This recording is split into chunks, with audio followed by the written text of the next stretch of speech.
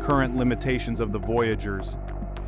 Here's the fundamental problem. The Voyagers are technological marvels, but they are also relics. They were designed for the powerful environments of planets, not the subtle nuances of interstellar space.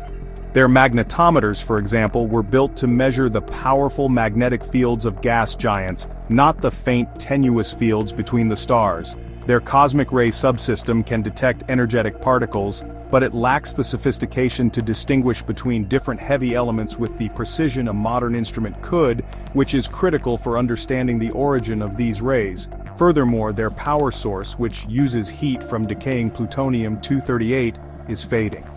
The initial 470 watts of power has dwindled, losing about 4 watts of electrical power each year. To conserve what little energy remains, engineers on the ground are in a constant race against time, making difficult choices about which instruments to sacrifice next.